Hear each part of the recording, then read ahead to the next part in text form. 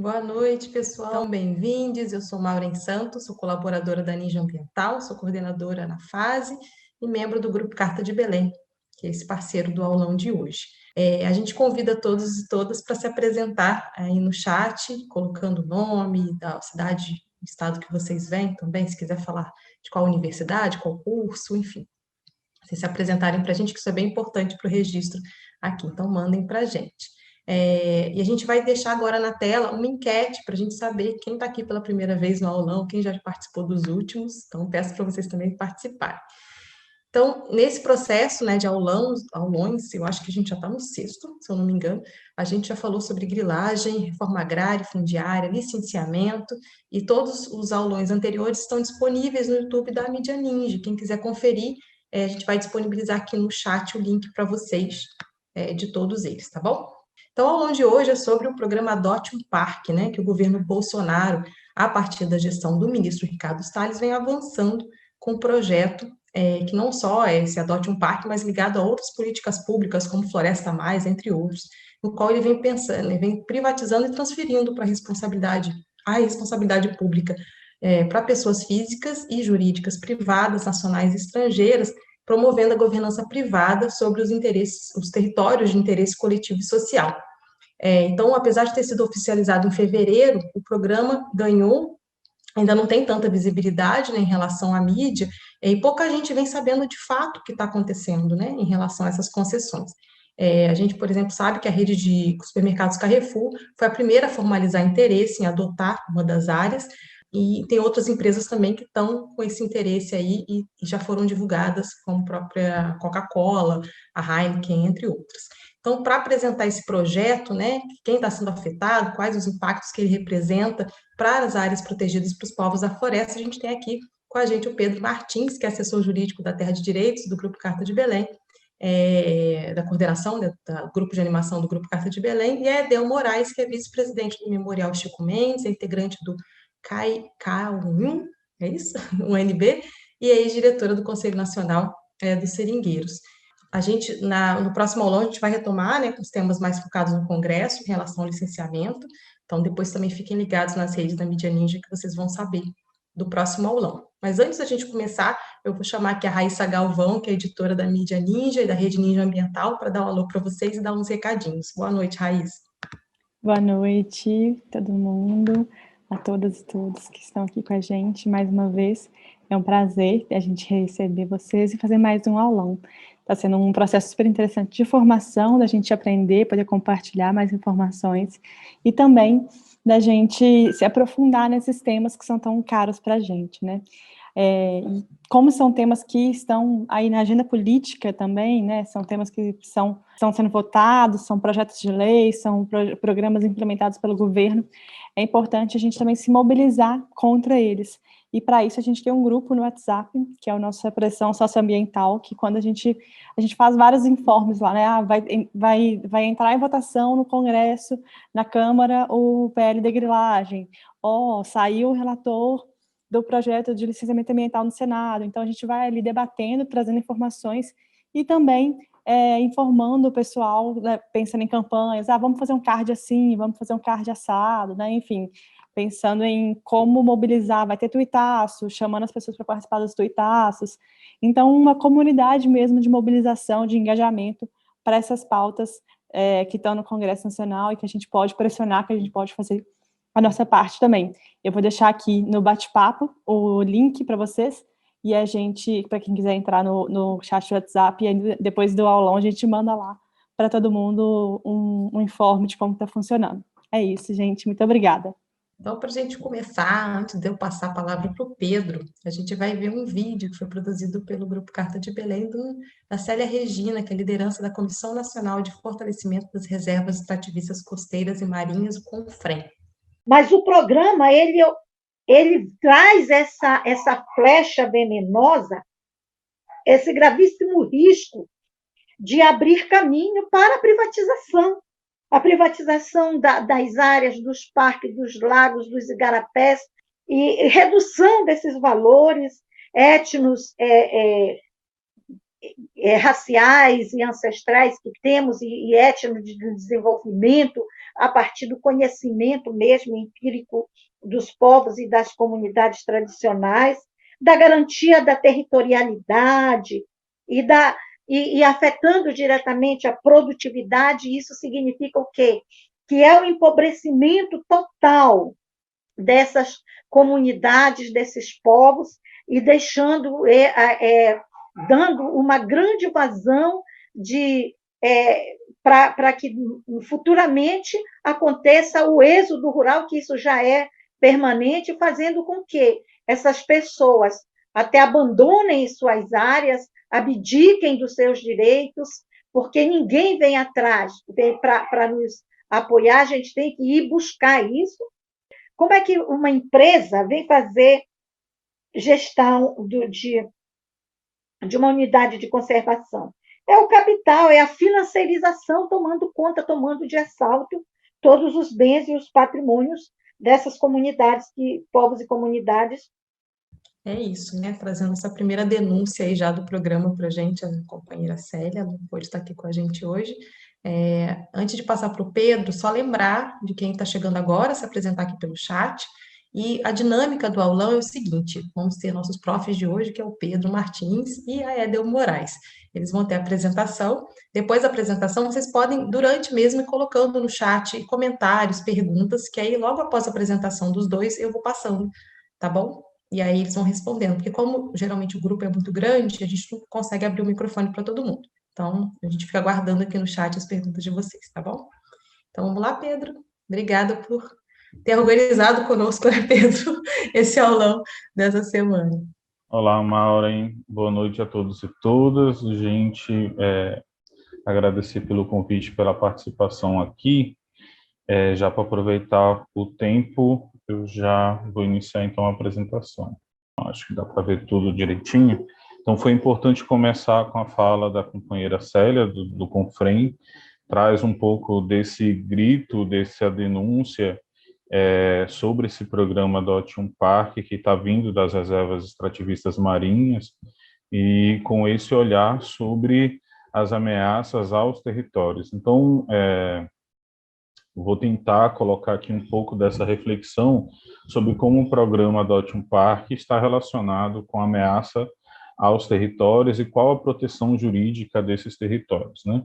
Como a Mauri me apresentou, eu sou da Terra de Direitos, atualmente sou coordenador do programa Amazônia da Terra de Direitos e também faço parte do grupo de animação do Grupo Carta de Belém, que é essa articulação nacional que está conseguindo aí fazer um bom debate sobre o programa Adote um Parque, fazendo essas articulações com muito conteúdo crítico em defesa dos territórios. Então, o programa Adote um Parque e a proteção jurídica dos territórios. O que está em jogo? A gente pode analisar que muita coisa está em jogo com esse programa e com as diversas outras ameaças às unidades de conservação. Quando a gente pensa em proteção às unidades de conservação, a gente está fazendo uma defesa de um paradigma de direito ambiental que está previsto na Constituição. Então, qualquer alteração que tenha no regime da proteção dessas áreas protegidas ou das unidades de conservação, a gente tem que primeiro analisar, está coerente com a Constituição Federal, com o artigo 225? Estamos falando de algo que surge como novidade, como alternativa, mas será que realmente tem uma proteção jurídica ou ela está saindo desse roteiro de proteção às florestas e aos territórios? A gente poderia aqui falar também de outros direitos, mas vamos deixar um pouco mais para frente. O que é muito importante iniciar é falar que a proteção de unidade de conservação ela está se vinculando a um paradigma constitucional e em relação a isso, nós também vamos poder observar o próprio sistema de unidades, o próprio Sistema Nacional de Unidade de Conservação sendo ameaçado, porque ele lança uma lógica jurídica importante de ser observada nesse momento e que já tem uma história de 21 anos de construção com muitas dificuldades, com muitos desafios. A gente não está partindo de uma situação boa para uma situação ruim. A gente está saindo do ruim para o péssimo em relação à proteção das unidades de conservação. Então, por mais que a gente agora esteja se assegurando no Sistema Nacional de Unidade de Conservação, em outro momento, em outra conjuntura, a gente poderia criticar esse mesmo Sistema Nacional de Unidade de Conservação. E só para lembrar também que quando essas unidades de conservação, a gente fala das chamadas reservas extrativistas, que a reserva extrativista é uma modalidade de unidade de conservação, ela tem uma proteção já garantida desde 1990, através desse decreto que está aqui na tela, que já falava sobre essa configuração muito específica das reservas extrativistas como uma novidade jurídica existente no Brasil que é muito diferente para outros países. Então, vamos começar daí para tratar desse problema. Para falar do programa Adote um Parque, antes a gente vai observar que a gente está discutindo um modelo de proteção ambiental versus uma proposta de ambientalismo. Então, nem tudo que vem para proteger o meio ambiente ou que diz proteger o meio ambiente pode estar dentro de um modelo adequado de proteção ambiental. Pode ser uma instrumentalização, podem ser negócios verdes, podem ser falsas soluções, podem ser a instrumentalização do verde, do meio ambiente, das florestas para o interesse do mercado. Então, a flexibilização da proteção ambiental está inserida nas propostas alternativas verdes para o desenvolvimento, o que não significa garantia de direitos.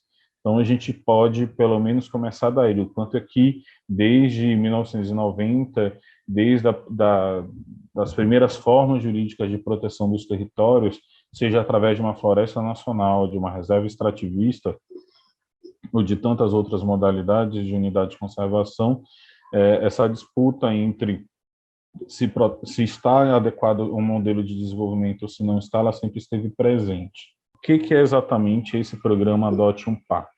Então, ele surge em fevereiro de 2021, a gente está falando de uma coisa super recente e que já causou muito estrago.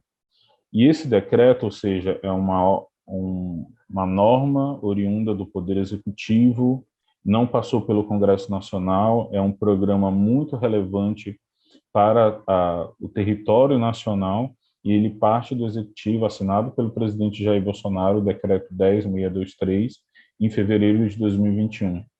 O nome Adote um Parque, ele não se explica, a gente tem que entender um pouco melhor o que significa tanto a palavra adotar, tanto o verbo adotar, quanto o que ele quer dizer com parque.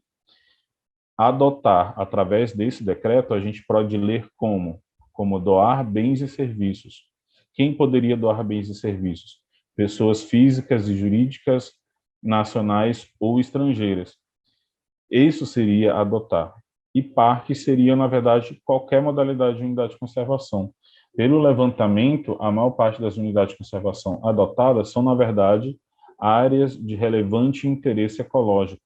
É essa modalidade que vai demarcar principalmente o conteúdo do programa Adote um Parque.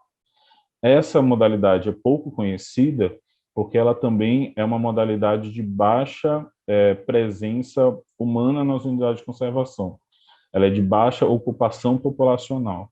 E também a gente vai se perguntar por que as empresas estão interessadas justamente numa modalidade com baixa ocupação populacional. Então, esse é o primeiro panorama e a gente vai tentar entender um pouco mais do que esse programa Adote um Parque, o que ele representa. Quando se fala de doar, que tem doações de bens e serviços, essas empresas chamadas adotantes, elas, claro que se beneficiariam com essa adoção. Elas precisam das chamadas contrapartidas, que estão garantidas nesse decreto que cria o programa Adote um Parque. A gente pode identificar 3 formas de contrapartida criadas pelo programa. Primeira, identificação. O decreto prevê que as empresas que fazem essa doação de bens e serviços, elas podem utilizar placas para identificação das atividades dentro das unidades de conservação. Elas têm a possibilidade da publicidade, ou seja, esse nomezinho que a gente ouve bastante falar do greenwashing, que elas tentam vender uma marca de sustentabilidade, um projeto de sustentabilidade da empresa. Até aí um pouco suave, né? Um pouco light a contrapartida. Esse terceiro ponto a gente quer chamar mais atenção, o uso direto das unidades de conservação. O decreto prevê o benefício do uso direto da empresa na unidade de conservação adotada e que está condicionado apenas à decisão do ICMBio e ao plano de manejo.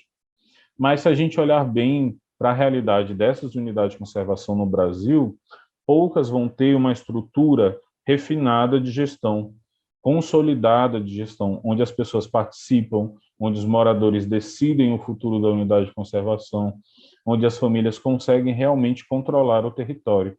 Ou seja, quando uma empresa faz uma doação e diz que vai investir num plano de manejo, ela pode estar se inserindo dentro desse plano de manejo. Se ela diz que vai consolidar um conselho deliberativo dessa unidade de conservação, ela pode estar garantindo já a sua vaga dentro do conselho deliberativo. Então, as contrapartidas chamam muita atenção para esse programa Adote um Parque. Isso significa praticamente alugar as unidades de conservação no final das contas, se existe a possibilidade de um uso direto. Quando o programa Adote um Parque foi criado, em fevereiro de 2021, a gente já tinha no Brasil um cenário de redução do orçamento dos órgãos ambientais. Na verdade, já tínhamos uma história de redução do orçamento dos órgãos ambientais com o ICMBio. Então, o ICMBio está precisando de recursos para poder manter suas atividades. Essa foto é do ministro Salles, do Meio Ambiente, com o representante da Coca-Cola, quando eles tinham acabado de assinar o protocolo de intenções para a adoção da unidade de conservação no Amazonas, Javari-Buriti, salvo engano, que é justamente uma área de relevante interesse ecológico. Baixa ocupação populacional. Quais os riscos que o programa apresenta? Primeiro que a gente começou a discutir com alguns grupos, né, principalmente essas iniciativas do Carta de Belém, de discutir com os territórios o que seria essa adoção, e as pessoas falavam, nós não somos órfãos para sermos adotados. O que significa necessariamente essa adoção? Será que eles estão adotando a gente? Por que não adotam o ICMBio? Mas quando a gente vai olhar o conteúdo do decreto, ele está falando sobre a adoção do ICMBio. Quem recebe os benefícios, quem controla, inclusive, os benefícios, é o ICMBio. O que isso pode gerar? Uma dependência do ICMBio para com a empresa. Ele sempre vai demandar. E se o ICMBio ele vai precisar, se os servidores do ICMBio precisarem dessa empresa para poder executar seu trabalho, eles não vão, aí pela lógica, ficar totalmente contrários à empresa. Pelo contrário, eles podem até chamar a empresa, incentivar e falar para os comunitários, precisamos dessa empresa. Precisamos, por exemplo, da Coca-Cola para manter essa unidade de conservação com a floresta em pé e com as famílias aqui dentro, garantindo o seu território, o que abre uma contradição muito grande dentro das unidades de conservação. A resposta a isso não está dada, né? Como se desvencilhar disso, já que não tem orçamento. Então, realmente é uma grande ameaça para as unidades de conservação que estão previstas nesse programa. A autonomia ameaçada. Como eu falei, as empresas elas têm a iniciativa dentro do programa Adote um Parque de fortalecer a gestão. Fortalecer a gestão significa também estruturar conselhos deliberativos e os planos de manejo. Mas, se essas empresas elas são de extrema relevância para a manutenção dessas unidades de conservação, é claro que elas estarão dentro do conselho deliberativo e que elas conseguirão orientar o plano de manejo. O plano de manejo, que é esse documento político que traz as diretrizes norteadoras do uso do território das unidades de conservação. Então, veja, se os mecanismos de gestão do território estão nas mãos das empresas, que tipo de autonomia as famílias, as comunidades terão para a gestão desse território? Até agora, nenhuma unidade de conservação foi finalmente adotada, necessariamente com a doação dos bens e serviços feitas. Até agora isso não aconteceu. Em que fase nós estamos desse programa? Nós estamos na fase da assinatura dos protocolos de intenção. A primeira fase do programa Adote um Parque, ela se refere a 132 unidades de conservação. Dessas, 8 já foram adotadas, mas foram adotadas através de uma assinatura de protocolo de intenção. A gente sabe o conteúdo dos protocolos que foram assinados pelo ministro do Meio Ambiente com os representantes das empresas? Até agora não se sabe. A Resex Quilombo do Frechal, no Maranhão, por exemplo, solicitou essas informações do Ministério do Meio Ambiente e do ICMBio e até hoje não recebeu. Inclusive acionaram o Conselho Nacional de Direitos Humanos para poderem ter acesso a essa informação. Quando eles foram informados de que existia esse protocolo de intenções assinado pela empresa Heineken, naquele caso, e o ministro Salles, já tinha acontecido tudo, eles nunca souberam, até agora, pelo menos, qual é o conteúdo desse documento assinado. Então, é diante dessas principais ameaças que já estão previstas no decreto. Pode ser que surjam outras ameaças, mas essas já estão bem explícitas no decreto que cria o programa Adote um Parque. Será que mecanismos de gestão das unidades de conservação podem resolver esses problemas que a gente já está discutindo? E aí, recentemente, aconteceu um caso aqui mesmo em Santarém que serve de modelo para a gente refletir. A Resex Tapajós Arapiuns, uma reserva extrativista de mais de 640 mil hectares aqui na região do Baixo Tapajós, ela era considerada modelo de gestão de unidade de conservação, porque ela tinha conselho deliberativo funcionando, ela tem o CCDRU, o contrato de concessão de direito real de uso para a associação concessionária, ela tem um conselho comunitário, ela tem plano de manejo. Então, se ela tem esses documentos e tem essa participação da sociedade civil e do Estado, dos representantes do Estado, ela era considerada uma reserva extrativista modelo de gestão.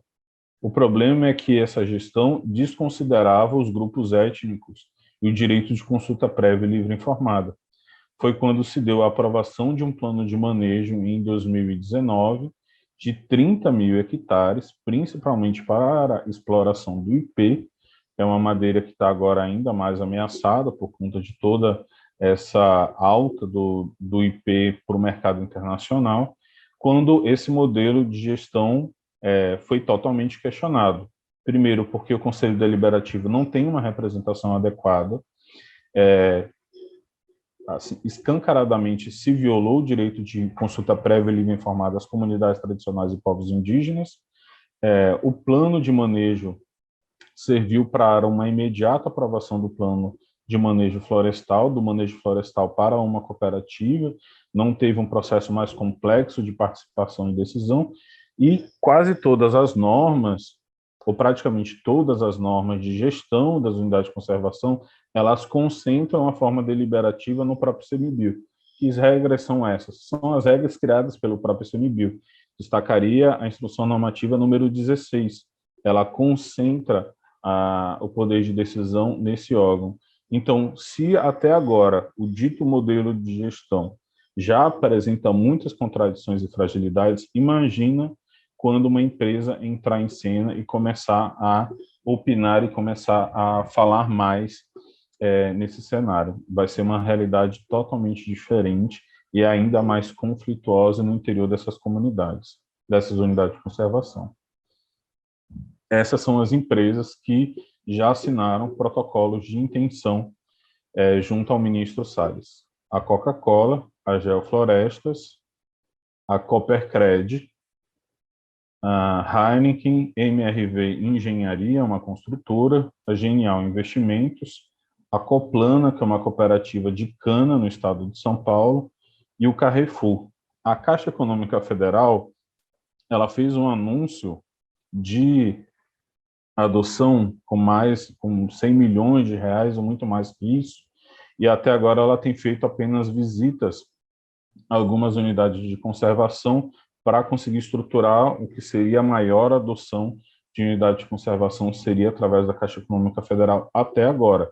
Mas a gente está falando de um universo de 8 empresas ligadas a 8 unidades de conservação, numa primeira fase de 132 unidades de conservação, e o programa quer chegar a 334 unidades de conservação adotadas.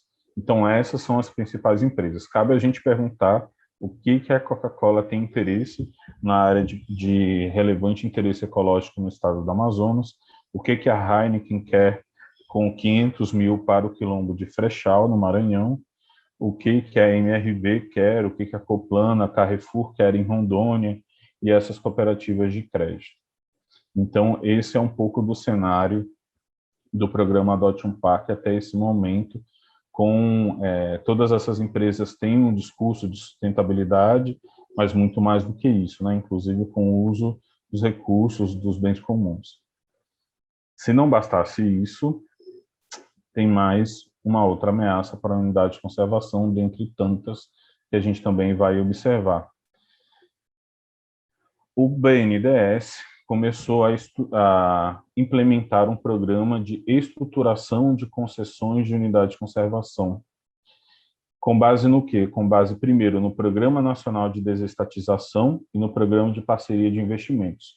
Desestatização tem um outro nome, é privatização mesmo. Então, esse é um programa de privatização. Como o programa Adote um Parque já tem uma lógica de tirar o ICMBio de cena e colocar ainda mais uma empresa com a responsabilidade, né, em tese, de fazer a gestão do território, de apoiar a gestão do território, agora o BNDES está estruturando na verdade, em execução um programa de estruturação de concessões de parques naturais. Então, a fundamentação que eu trouxe jurídica é só para a gente entender que a lógica é de privatização, porque esses dois marcos, essas duas leis aqui que estão na tela de vocês, elas falam sobre mecanismos de privatização no Brasil. Esse programa de estruturação de concessões, esse programa ele já tem uma abrangência nacional, ele fala que parques naturais, tem uma justificativa que parques naturais precisam desenvolver melhor o turismo, mas não é só o turismo, também tem a questão de que os parques naturais têm proteção à cultura e à sociobiodiversidade. Esse programa ele vai acentuar, agravar os conflitos territoriais, porque dentro dos parques naturais existem PCTs, povos e comunidades tradicionais, territórios quilombolas e terras indígenas. Por isso eu menciono também aqui uma nota técnica da Associação Brasileira de Antropologia, que fala muito bem sobre como o programa do BNDES vai trazer mais conflitos para dentro desses parques naturais. E o projeto já está em curso, está de vento em polpa. Ele fala sobre o Jalapão no Tocantins, sobre Lençóis Maranhenses, sobre o Parque Nacional do Iguaçu e tantos outros. Ele está correndo de vento em polpa. Parques naturais não são apenas florestas. Parques naturais aqui, como o da Serra da Capivara, têm relações com instituições de pesquisa que serão alteradas através dessa concessão. O objetivo é o lucro, é essa justificativa, claro, né, de uma instituição financeira como um banco, o objetivo é o lucro. Então, aumentar a rentabilidade, tudo dentro da lógica do parque natural vai ser voltado para a obtenção de mais lucro, e a elitização do acesso, né? A elitização acesso aos parques naturais com taxas altas, com custos de visitação muito mais altos do que a gente vê hoje, porque eles tentam seguir o modelo dos Estados Unidos para visitação a parques naturais. Um exemplo aqui é do Parque Nacional do Iguaçu. Teve um primeiro roadshow de concessão do Parque Nacional do Iguaçu, uma lógica altamente empresarial. Na audiência pública sobre a concessão do Parque Nacional do Iguaçu, vocês devem conseguir olhar na tela de vocês, tem duas expressões que são muito chaves. Fala assim, fontes de receitas acessórias e investimentos adicionais. Então, o quanto é que não vão explorar não vão explorar só o turismo, vai ser muito para além disso. E a resolução do Ministério da Economia, que fala sobre o PPI, que a cada mês que passa, desde o ano passado, está inserindo cada vez mais parques naturais dentro dessa política. Então, a gente tem aqui Floresta Nacional de Brasília, Parque Nacional da Serra dos Órgãos, Parque Nacional da Chapada dos Guimarães, o Bajara no Ceará, a Serra da Capivara, como eu mostrei, Parque Nacional do Jaú e outros, né? Então, a importância da gente debater esses dois programas ao mesmo tempo, porque as unidades de conservação no Brasil estão altamente ameaçadas, e a gente pode falar das terras indígenas, dos territórios de comunidades tradicionais, dos territórios quilombolas também, porque ainda não resolveram os seus conflitos já existentes com essas unidades, como a gente começou falando. A gente não está saindo de uma boa situação de proteção das unidades de conservação e nem dos territórios tradicionais para uma situação ruim. A gente está saindo já do ruim para algo pior. E aí mais informações vocês podem obter também nas redes sociais do Grupo Carta de Belém. Esse é o Instagram, o da Terra de Direitos também vocês vão poder obter mais informações. E como foi uma nota técnica muito qualificada da Associação Brasileira de Antropologia, também recomendo a leitura, se não me engano são 11 ou 13 páginas, bem objetivas sobre essas ameaças.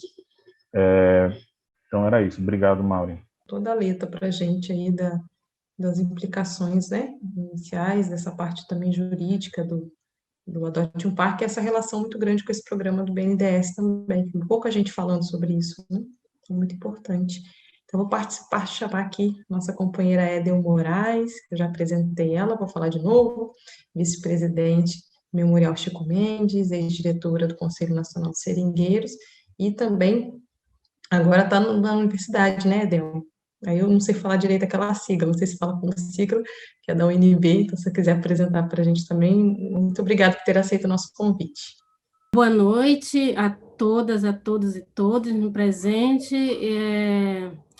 Maureen, seu nome, né, quanto mulher, aí cumprimento todas as demais mulheres que estão presentes, que estão ouvindo. Em nome do Pai Monagi, eu peço permissão e autorização para falar nesse momento. Peço força a todos os meus ancestrais, e eu achei bonito muito o aulão, né? Aulão da Universidade Ninja, e Maureen, eu não podia dizer não para você, né? Depois de tantas tarefas que a gente está nesse momento, mas por conta da relevância do tema para nós, enquanto povos e comunidade, a gente está aqui, né? E eu quero trazer reflexões, eu quero trazer diálogo, né? Muito mais do que aula para vocês. Eu quero fazer provocações, eu quero trazer reflexões. Então, eu vou tentar compartilhar aqui poucas coisas, mas o que eu quero mesmo é fazer uma conversa no sentido de... E aí eu trouxe, Pedro, novamente, né? Nós não somos órfãos para sermos adotados. Eu falei isso, acho que numa das primeiras reuniões que nós realizamos junto com o Grupo Carta de Belém, foi a primeira coisa que me veio à cabeça. Como assim, quando nós fomos pegos de surpresa, que os parques, né, que aí mais tarde eu vou falar um pouquinho mais, estavam sendo adotados? Primeiro porque eu insisto em dizer, nós não somos órfãos, os nossos territórios não são órfãos, né? Nós fomos adotados já milenarmente nos nossos territórios, na nossa terra, né? Principalmente eu, que venho, e tantos outros de comunidades tradicionais que vêm desse longo processo de miscigenação histórica, né? E tantos outros que aqui chegaram e firmaram nesse território a sua casa, e nós fomos acolhidos nesses territórios, estamos aí numa luta e resistência pela nossa reexistência, pela nossa vida, né? Então, a gente tem essa forte relação, para nós, os nossos territórios, que são as nossas unidades de conservação, que são as nossas terras indígenas, que são os nossos territórios quilombola, eles não são uma causa, eles são a nossa vida, né? E eles são a nossa vida, e uma vida prestando serviço para todos, para toda a humanidade, para todos os que estão fora dos nossos territórios também. Então, eu gosto sempre de relembrar isso e de dizer, e de perguntar, como que será que uma pessoa que defende, vou falar, né? Nós defendemos territórios coletivos, uma casa comum, uma casa onde a gente tem regras coletivas. Essa tem sido a nossa proposta da regularização fundiária diferenciada dentro do Brasil. Essa é o projeto que sempre existiu dos povos originários, dos povos indígenas. Esse é um projeto de vida que sempre existiu com as comunidades, com os povos quilombola, né? E esse é um projeto nosso enquanto comunidades tradicionais também, né? Então, assim, é luta, é resistência. As reservas extrativistas, elas foram formuladas pelos seringueiros na Amazônia. Nasce uma proposta na Amazônia de um grupo que sempre foi chamado, né, um grupo pobre, um grupo sem poderes, né? E essa proposta, ela cresceu ela ganhou contornos e ela é um grande marco na nossa história do Brasil, né? Que começa lá com um destaque para Chico Mendes, mas tantas outras lideranças que participaram desde o início, que, né, já tombaram nessa luta. E o Pedro já apresentou muito bem, né, mas desde 1990 as reservas extrativistas ela vem sendo criadas e administradas de forma conjunta entre órgãos ambientais, associações comunitárias, mediante a contrato de concessão de direito real de uso, celebrado com a administração pública, né? E as reservas extrativistas, o Pedro já trouxe, elas foram incorporadas no Sistema Nacional. Então, nós temos algumas legislações que o Pedro aponta aí para vocês, eu vou pular para deixar essa parte mais jurídica com o Pedro mesmo, e dizer que, para nós, as RESECs, elas protegem as comunidades. RESECs e parques, é importante entender isso, são categorias diferentes de unidade de conservação. Os parques protegem a natureza, isso, assim, num conceito da teoria e aí dos papéis, dos artigos, mas os parques também, em muito deles, vale lembrar, Pedro e Mauro, tem gente, né? Tem muito desses parques, tem pessoas que vivem, que dependem, que têm a relação direta, né? E podem ser adotadas por empresas privadas. As RESECs diretamente protegem as comunidades, que, pela forma tradicional de uso dos recursos naturais, asseguram também a proteção da natureza, evitamos desmatamento e invasões e prestamos importantes serviços. Não há nos contratos de concessão de direito real de uso celebrados com as associações constituídas pelas comunidades locais nenhuma previsão que autorize o MMA a dispor da área sem autorização da concessionária e do Conselho Deliberativo da UC, para finalidade não prevista no respectivo plano. E é isso que são várias quebras de regras e de regulamentações que vai acontecendo, que não há nenhum respeito, e, principalmente, não houve consulta prévia às populações residentes, né, a respeito da inclusão das RESECs, ou seja, fomos desconsiderados como nada, como se nesses territórios não existissem pessoas com capacidade de pensar, de refletir, de tomar decisões por si, né? E tudo isso está ligado a um desmonte da política socioambiental, do enfraquecimento. Nenhum território desse, nenhuma unidade de conservação, nenhum território indígena demarcado, nenhum território quilombola foi dado de graça. Todos esses territórios houveram lutas, houveram resistência, né? E é uma conquista nossa, é uma conquista que ela é recente, ela é nova, mas ela é muito importante dentro do Brasil e para o mundo, porque não existe nada tão grandioso e parecido que eu conheça no mundo, né? De uma proposta mesmo de base, de manter territórios coletivos.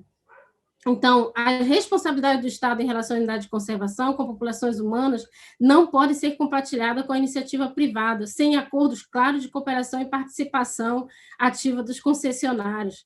Gente, vejam bem, tanto de respeito, mesmo que houvesse possibilidade de diálogo, quem é que entende uma linguagem financeira, quem é que entende uma linguagem que o Pedro falou aí, né? Greenwash, que de inglês é como uma lavagem verde. Lavagem verde é utilizar os nossos territórios para dizer que eu posso continuar destruindo o mundo, né? Para que eu possa continuar destruindo a humanidade, né? Nesse governo, a política antiambiental desmontou. Vocês devem estar acompanhando órgãos de fiscalização, vem promovendo enfraquecimento da legislação, incentivando invasões de territórios indígenas, né, com graves ameaças aí aos povos quilombolas, como um dos parques adotados, uma das reservas extrativistas adotadas, entre aspas, Quilombo do Frechal, é comunidade quilombola, são comunidades tradicionais de áreas protegidas, como a Resex Marinha, aqui no Marajó, em Soure, né, que é uma Resex Marinha. Então, a presença de invasores leva ao aumento dessas violências, de doenças Covid junto aos habitantes da floresta, das águas, e assim, trazer que eu trago sempre aqui, essa aqui é uma imagem, vocês podem verificar, que é a imagem da casa, da residência da minha família, né? Então, assim, é um jargão que eu sempre falo, mas para dizer que na floresta, sim, tem gente que tem capacidade de gerir, de cuidar.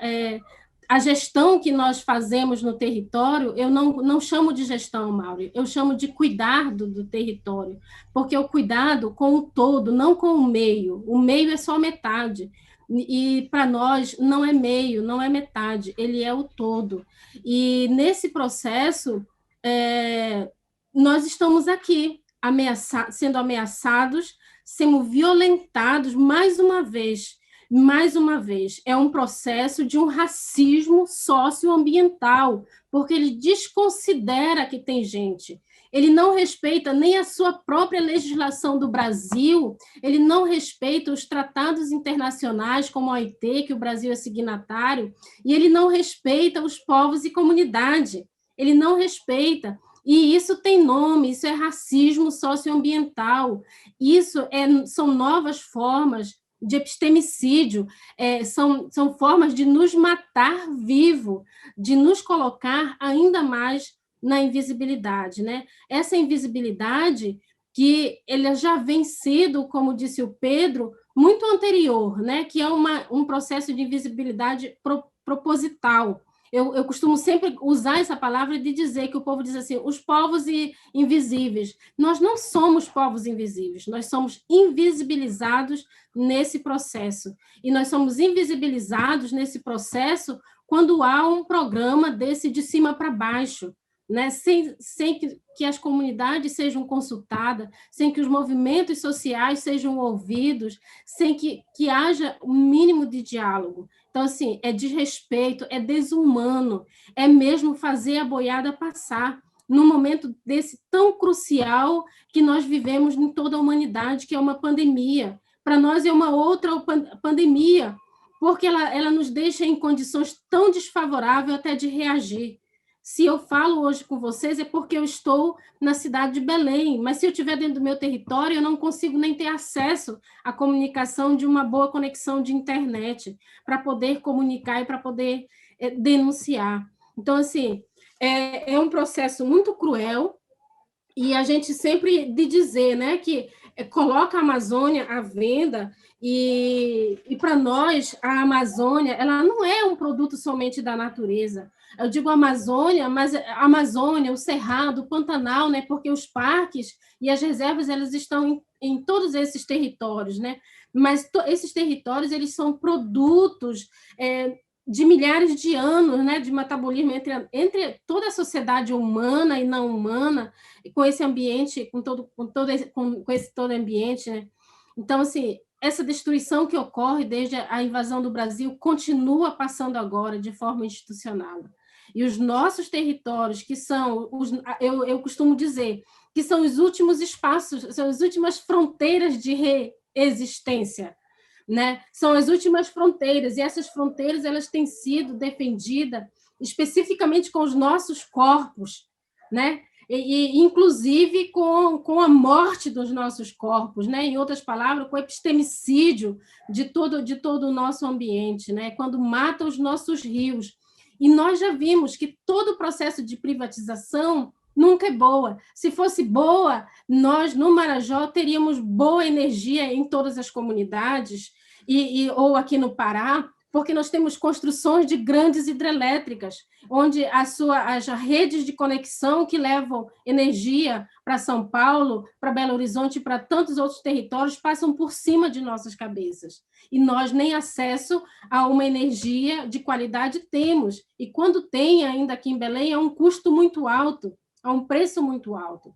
Então, assim, é um processo cruel, é um processo criminoso, é um processo que desconsidera a existência de povos e de comunidade, que viola conquistas nossas históricas. E não é por acaso, não, Mauro. E não é, eu poderia dizer aqui que são interesses econômicos, Pedro, são interesses econômicos, sim. Eles querem fazer lavagem verde das grandes empresas, dos bancos, né? Eles querem vender o que não se vende, que é a natureza. Mas, Mauro, é também nos apagar, é também nos tirar desse mapa, é também dizer que somos insignificantes, é também dizer que o progresso tem que chegar e esse progresso chega de qualquer jeito.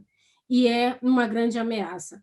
E eu repito que sempre tem gente nos territórios, tem pessoas, e mesmo os parques, tem pessoas que dependem deles, né? E não é só uma dependência financeira, é para além disso, é uma relação ancestral, é uma relação de vida, é uma relação de vida como um todo, é uma relação da garantia da nossa soberania alimentar, é a nossa resistência.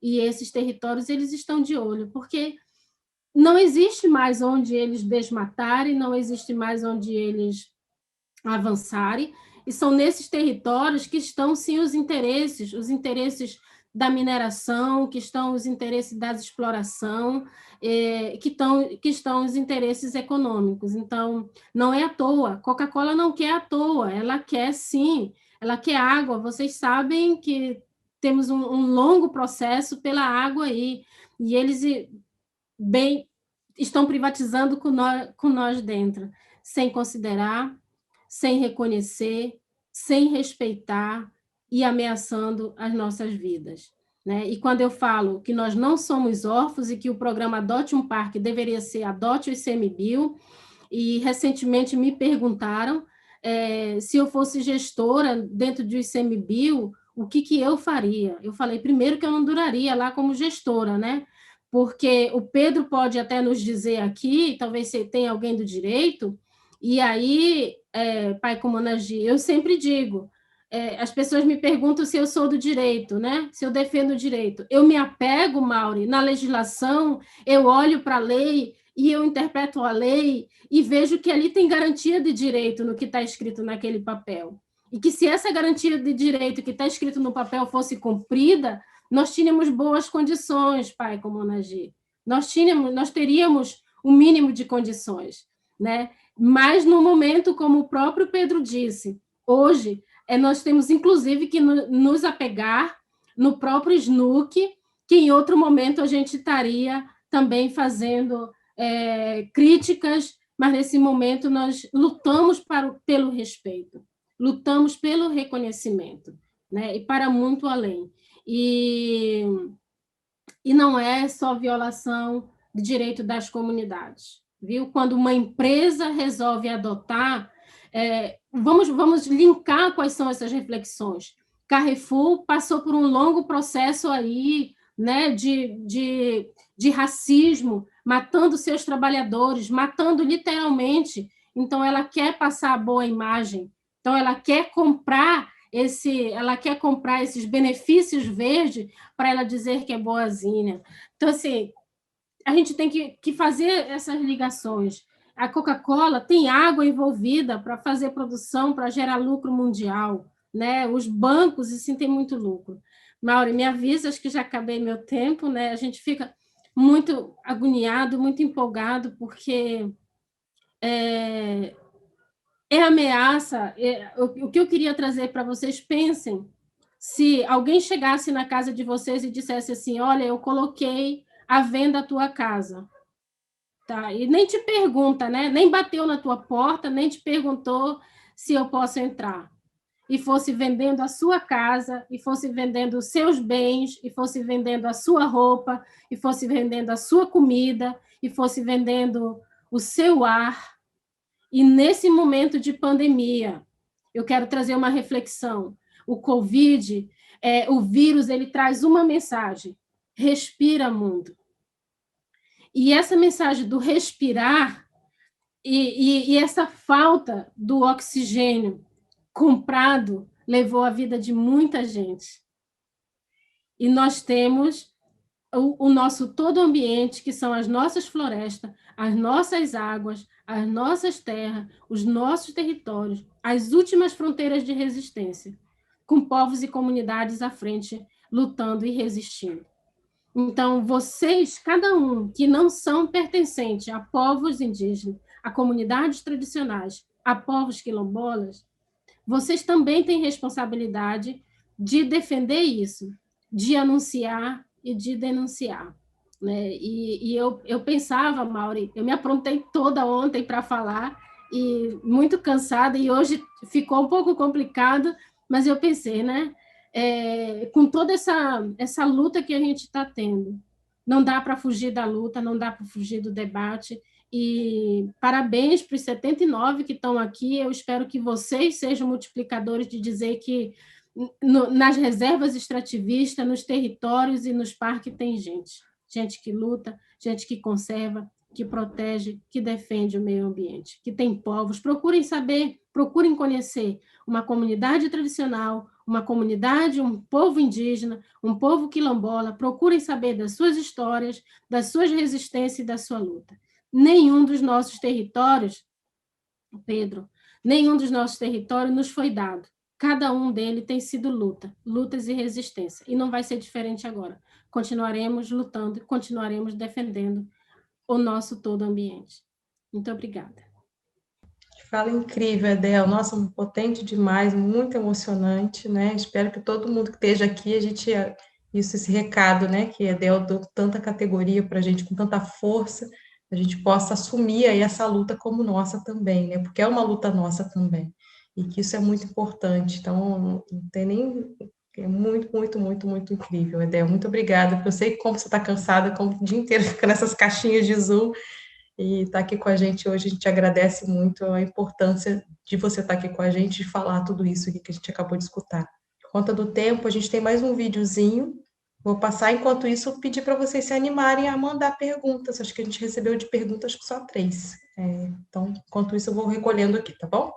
O vídeo é do companheiro Manuel Edivaldo, que é presidente do Sindicato dos Trabalhadores Rurais, Trabalhadores e Trabalhadoras Rurais de Santarém, que também mandou um recado para a gente. Essa história de adotar um parque, ela é um golpe muito maior para as populações tradicionais que compõem as unidades de conservação. Então, o Sindicato dos Trabalhadores Rurais de Santarém está muito preocupado e, ao mesmo tempo, pede e implora ao Congresso Nacional, ao Supremo Tribunal Federal, que faça alguma coisa para reverter esse quadro. Porque privatizar as unidades de conservação é privatizar a vida de um povo que historicamente reside nesses territórios. Portanto, essa medida do ministro Ricardo Salles é uma medida de morte para a população e para a soberania nacional. É muito preocupante e, ao mesmo tempo, muito ridículo. Aí demonstra a incompetência desse governo federal atual. Então, vou passar aqui para algumas perguntas. O André Silveira, logo no começo, tinha falado se a iniciativa privada poderia atuar nos conselhos deliberativos, isso é só mais um tentáculo da boiada. A Estela Pinheiro falou que mora em Jundiaí, que aqui temos a Serra do Japi, única floresta de Mata Atlântica e cerrado sob o solo de quartzito. Existe um projeto que foi assinado e está na última fase e há alguns anos para se tornar um parque estadual. Algumas pessoas aqui mesmo ambientalistas são contra o parque estadual. A minha pergunta é, hoje seria pior ser um parque estadual do que ser só uma área de preservação?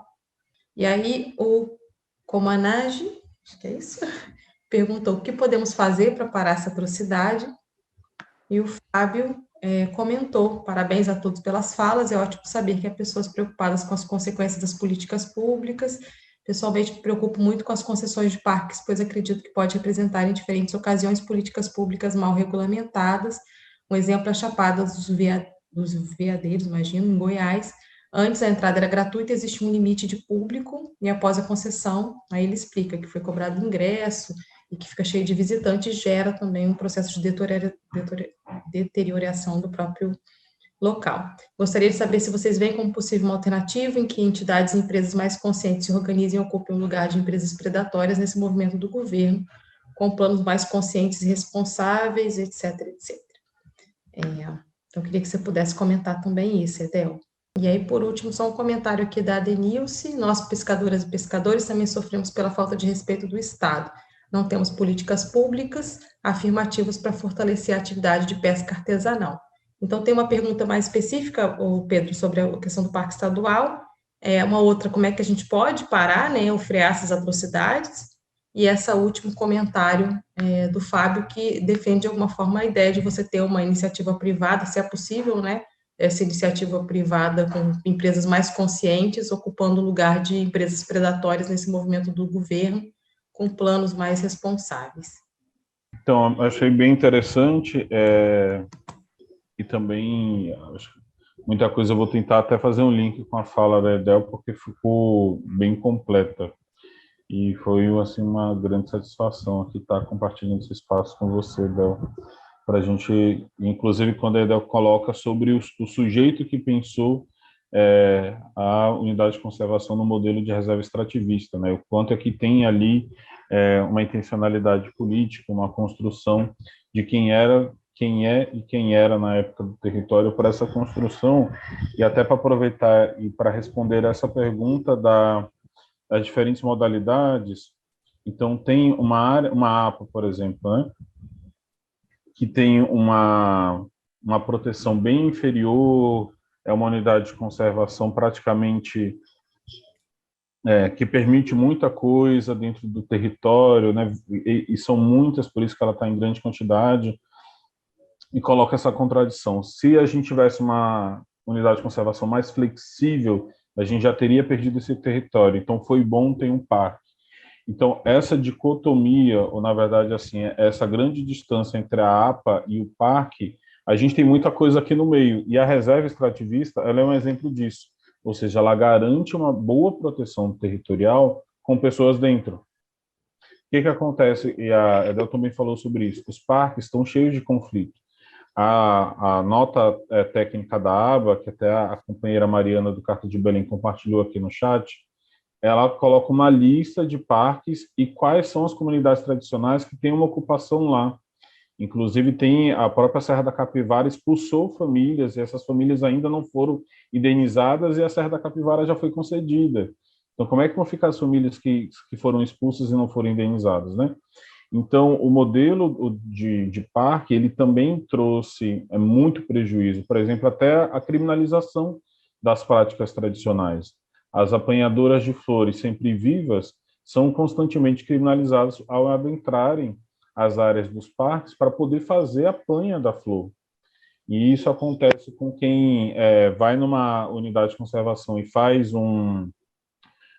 abre um roçado, e chega o agente do ICMBio e multa, vai tirar um palmito de açaí, é multado. Então, existe uma grande provocação nesse sentido do questionamento dos parques. Então, por que esses parques não podem ser reservas extrativistas? Então, essa ideia de unidade de conservação como um santuário da natureza, ela também precisa ser desconstruída. A questão que a correlação de forças nesse momento está indicando que a gente primeiro aguenta o que a gente tem para poder trabalhar melhor o que a gente quer. E aí, como o comando Angi, o companheiro que está aqui, que bom que você veio, o que fazer? Então, a gente precisa falar mais sobre o Adote um Parque, precisa denunciar mais o que está acontecendo, assim como esse do BNDES, que a gente vai ter que até criar uma linguagem para falar dele, porque chegar assim, colocar no card Programa de Estruturação de Concessões do BNDES, é uma coisa que, se não fosse um aulão para a gente conversar sobre isso, né? Então, acho que a gente vai ter que ver formas mais acessíveis de conversar sobre isso, inclusive com quem está no território. Uma mobilização jurídica já foi feita, mas ela caminha a passos lentos. A gente precisa ter uma mobilização mesmo mais de comunicação, de protesto, de manifestação sobre isso. E aí, só para fechar, alguém falou sobre a questão de que alguns parques, o exemplo lá da Chapada dos Veadeiros, já foram concedidos. é isso, as concessões elas já existem. O que o BNDES está fazendo é que ele quer conceder 100 em um ano. Então, por isso que ele está estruturando as concessões. Ele está chamando investidores, colocando preços assim, olha, se você fizer um contrato, né, receber a concessão do Parque Nacional do Iguaçu, a empresa vai ganhar milhões em um ano. Então, e vai gerar milhões em emprego e renda, né, que é a propaganda que ele faz. Então, isso significa o papel do banco, estruturar, colocar à venda, chamar mais atenção e fazer todo esse processo de articulação para as concessões. E se é um processo guiado por uma empresa, então imagina que não vai ter audiência pública satisfatória, que não vai ter procedimento de consulta prévia, livre, informada. Não sei se tinha aqui pessoas do Tocantins, eu acho que em algum momento alguém do Tocantins manifestou o que quando o Estado do Tocantins resolve colocar o Jalapão dentro desse programa de concessões do BNDES, consultaram os Calunga, as outras quilombolas que estão também no Jalapão, houve esse diálogo, se não houve, é isso. Essa é a tônica do banco. Se o Estado não... Acho que Gilden está aqui. Se o Estado não está protegendo, imagine uma instituição financeira, imagine essa estruturação, né? Então, por isso é que precisa ser denunciado o quanto antes, porque é possível que a gente chegue ao final de 2021 com 132 unidades de conservação adotadas via Adote um Parque e 100 unidades de conservação concedidas via programa do BNDES. Então, até o final do ano, a gente espera não alcançar esse número de mais de 200 unidades de conservação privatizadas no Brasil. A pergunta, Mari, empresas mais conscientes. Me contem de uma, gente, eu gostaria muito de conhecer, tá? O que eu tenho ouvido e lido, a concentração de riqueza, a concentração de renda, né? Com poucas empresas aí mais, não à toa, tantas milionárias aí. E eu provoco de novo vocês, né? Eu falo muito a partir do Marajó, e eu e um amigo, nós temos duas falas. Uma que ele fala, eu só quero ficar aqui no meu sossego, né? Que é o sossego, e eu digo assim, eu quero na nossa boa vida. Privatizar, primeiro, e fazer um plano de turismo. Qualquer coisa que seja feita dentro das comunidades, elas têm que ser consultadas, elas têm que ser perguntadas. Será que o plano de turismo vai trazer algum benefício para a comunidade mesmo? Não vai tirar o nosso sossego, o nosso bem viver? Né? Só um exemplo para vocês de reflexões. Nós precisamos, eu sempre falo, a Mauro e o Pedro sabem que sempre a nossa luta é dizer que não existe desenvolvimento sem inclusão social das nossas famílias, das nossas comunidades, né? Sem valorização das nossas questões, das nossas atividades produtivas, sem respeito às nossas ancestralidades, e não existe esse desenvolvimento sem o envolvimento das comunidades. Nunca haverá desenvolvimento, né? Tem que haver envolvimento.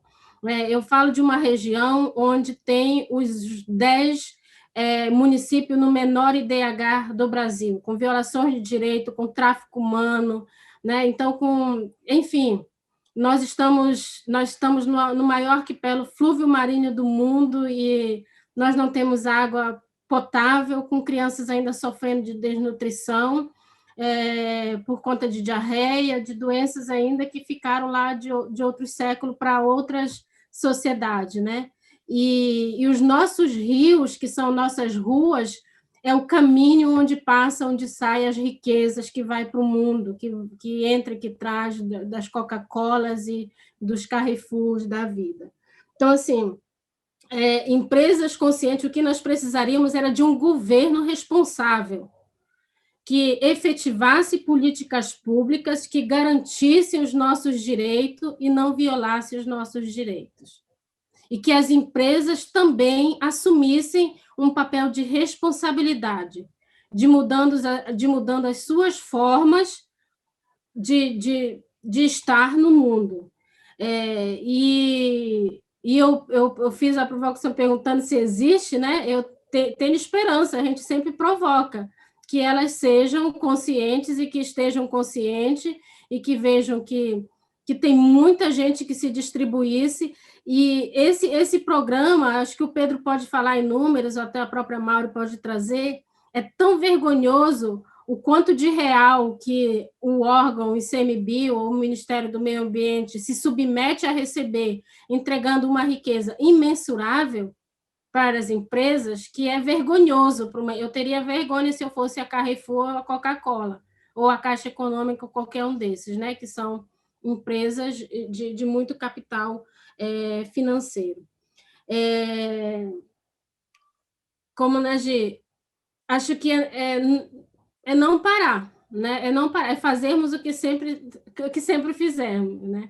E aí eu gostei muito de uma frase dizendo: os territórios não são nossos, eles foram emprestados dos nossos filhos, então nós temos que ter responsabilidade. Nós que somos dos territórios temos consciência disso, sempre tivemos, nós nunca quisemos só para nós. Nós tanto não queremos só para nós, que nós defendemos a floresta em pé, nós defendemos um rio com vida, nós defendemos a vida.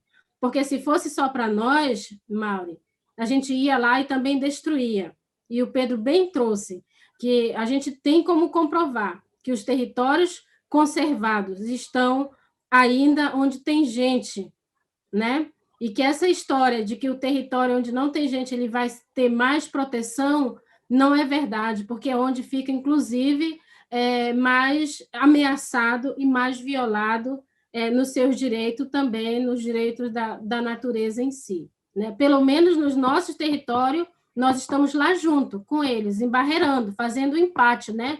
O empate lá que foi iniciado, inclusive eu queria aqui mencionar, Mauri, que essa semana nós não perdemos, né? Virou ancestral, virou estrela, uma senhora que foi a tia de Chico Mendes, também uma das pessoas que participou dos primeiros empates lá no Acre, e que vem hoje, assim. Então, essas histórias a gente precisa conhecer, né? Nem eu mesma, nesse momento, me fugiu de lembrar o nome dela, mas esses nomes a gente precisa saber, as pessoas que fizeram e fazem a história, que estão na luta aí, né, pelos territórios. Então, eu diria que é muito difícil.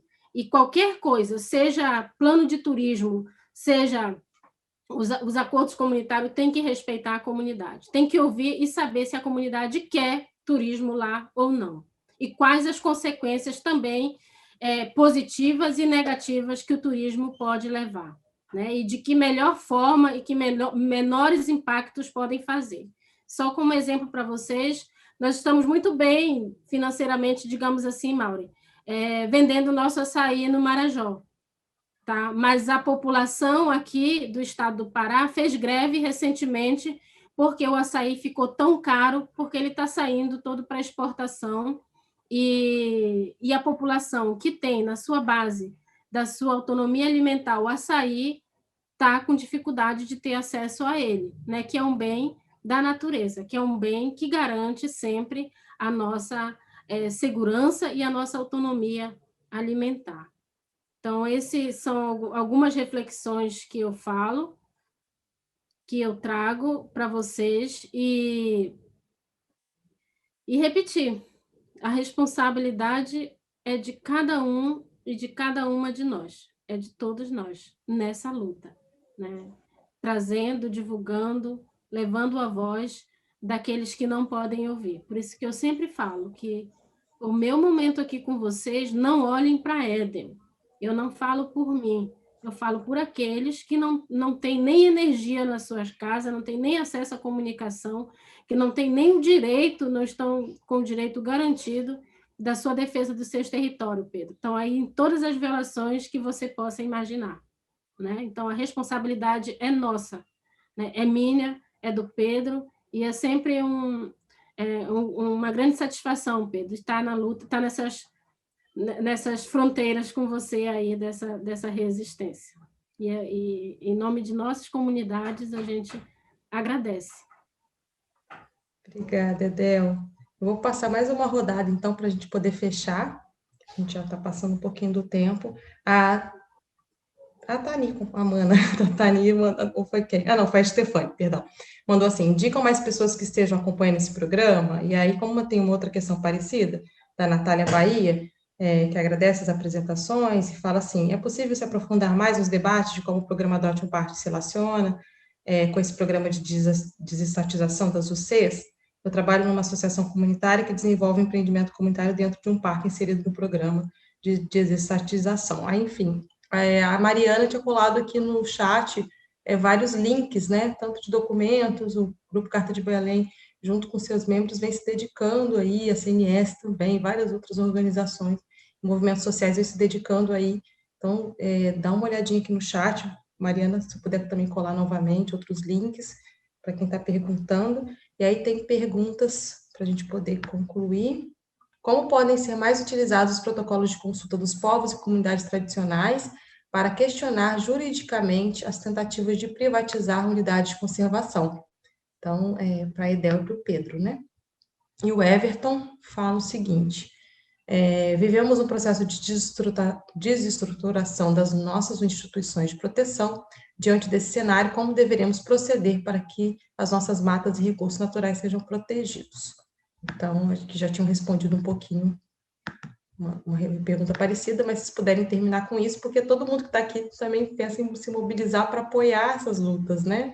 Então, a gente tem feito aí, tem esse grupo que a Raíssa falou, de mobilização ligada à questão do desmonte da legislação socioambiental, mas pela primeira vez aqui nesses aulões, né, focados nesses temas, a gente está trabalhando com uma política do governo que é o Adote um Parque. Então, também é muito importante se mobilizar para questionar esse tipo de programa, né, que tem outros aí conectados com esse programa, também tem, como o Pedro já colocou, e a Edel, em relação a essas privatizações e tudo que é as ameaças para os povos e comunidades tradicionais. Então, como a gente pode, que está aqui, se mobilizar para dar esse apoio, para fortalecer essa voz, para dar essa visibilidade que a Edel colocou, né? Então, é importante também vocês falarem para o pessoal e tendo a mídia ninja aí como também uma ponte importante para esse engajamento.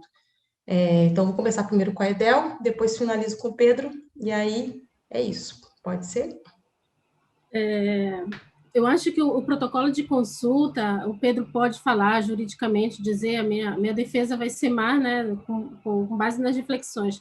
O Brasil, ele é signatário de alguns tratados e de alguns acordos, e eu acho que as empresas, quando elas resolvem, tipo, adotar, né, de cima para baixo, fazer lavagem verde aqui nos nossos territórios, elas também, assim como o governo, está violando direitos. Eu acho que a própria legislação brasileira, a Constituição, o SNUC, a Lei 6040 de povos e comunidades tradicionais, tudo que a gente tem dentro de uma legislação, e eu creio que no campo jurídico dá para posicionar, né, Pedro? E garantindo, Maureen, a nossa luta, que não tem sido respeitada, que é a autonomia das comunidades, e o Pedro sabe disso porque ele acompanha a nossa luta, né, sobre o processo do cuidado do território, da gestão do território, que há controvérsias em todo o entendimento do próprio ICMBio, quando eles nos tiram autonomia. O Pedro trouxe e disse assim, ele é o órgão central da gestão. Não é, Pedro, não seria, se fosse respeitada do meu ponto de vista a legislação, porque quando se cria um território, se faz uma concessão de direito real de uso, e nessa concessão, e aí vem as controvérsias, que é colocar como responsável pela gestão um conselho deliberativo. E esse conselho deliberativo, ele é paritário, sociedade civil e governo. Então, você vai tendo violação das próprias legislações brasileiras nesse quesito. E o protocolo de consulta é uma ferramenta que garante a autonomia das comunidades, garante os direitos dos povos originários, garante o direito das populações, dos povos quilombolas, e eu creio que ele é um instrumento que a gente tem que se empoderar mais, que a gente tem que se agarrar mais, e fazer essa conexão, Pedro, também com os tratados internacionais do que o Brasil assume. Que violações o Brasil também está cometendo, não somente com nós, mas com os acordos que ele fez também mundialmente, né? Porque ele está dentro desses acordos internacionais. E eu acho que dá para a gente avançar nisso, dessas compreensões, desse entendimento. É um processo, sim, de fortalecimento da nossa base, mas eu repito, gente, para vocês, é desumano, em uma pandemia, onde os nossos territórios não têm cobertura de energia, onde os nossos territórios não têm cobertura de internet. Hoje, agora, enquanto eu estou falando com vocês aqui, no Marajó, meu amigo Carlos Ramos e a Ana Euler, pesquisadora da Universidade do Amapá, eles estão lançando um relatório da cobertura de sinal de internet no Marajó. Tem município que nós temos 0% de cobertura. Isso falando das sedes do município, eu não estou nem falando das comunidades. Então, assim, a gente está muito longe de sermos vistos, de sermos incluídos nesse processo, né? É desumano fazer isso e até botar uma responsabilidade para que a gente se defenda. A gente vai continuar se defendendo da maneira que a gente pode, como a gente pode, fazendo a luta, fazendo a resistência, trazendo mais aliados, de cada um de vocês que ouve aqui do Brasil, de cada um de vocês que ouve lá fora. Eu posso também, eu não estou sem o link aqui, mas compartilhar. Eu consegui, com um colega, fazer uma publicação que está traduzido para alemão e para inglês, falando. Então, quem está aí fora do Brasil, tentem divulgar também, tentem chegar nas empresas que estão adotando e dizer, olha, vocês estão violando o direito de povos e comunidades tradicionais no Brasil, né? Vocês querem fazer lavagem verde, vocês querem ficar bonito, ecologicamente bonito, responsável, mas o que vocês estão fazendo é irresponsável. Isso. E muito obrigada. Obrigada, Del. Perfeito. Pedro, vamos então as palavras finais aí respondendo também.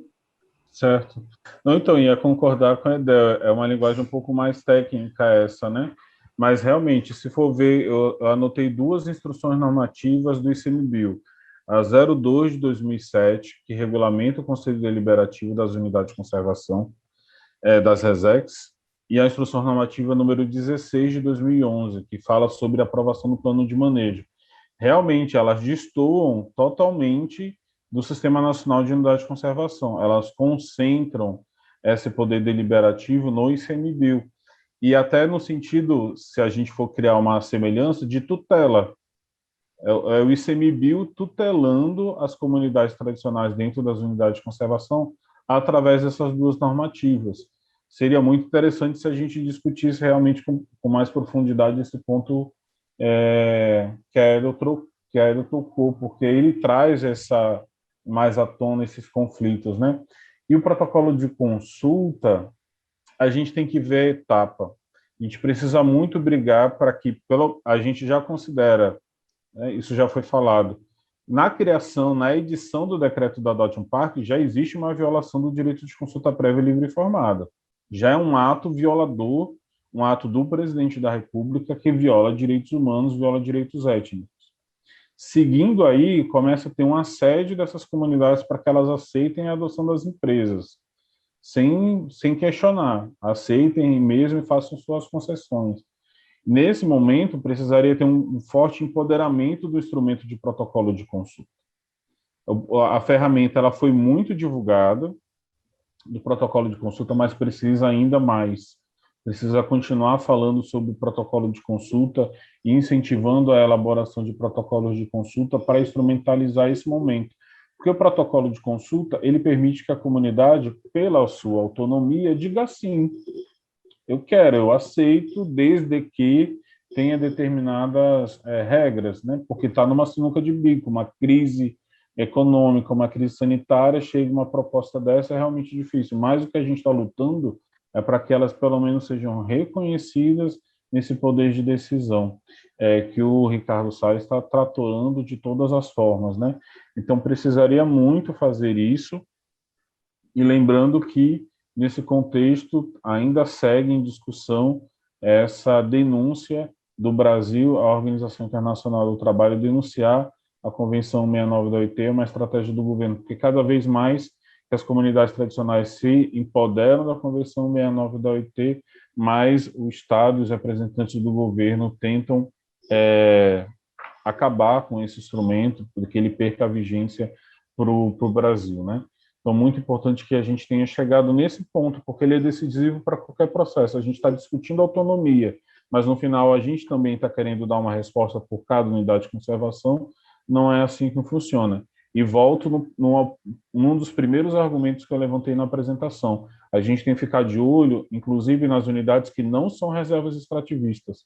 Se a gente olhar para todas essas áreas de relevante interesse ecológico, elas são as áreas que estão cheias de água, cheias de biodiversidade, estão protegidas, e essas grandes corporações estão metendo o olho em cima delas, querendo se apropriar.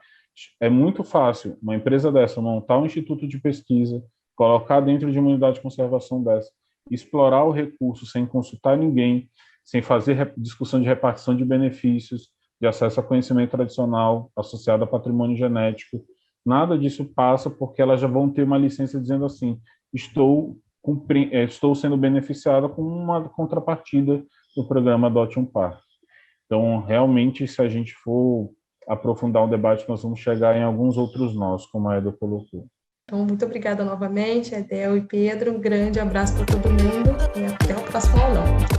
Gratidão aí a todos vocês.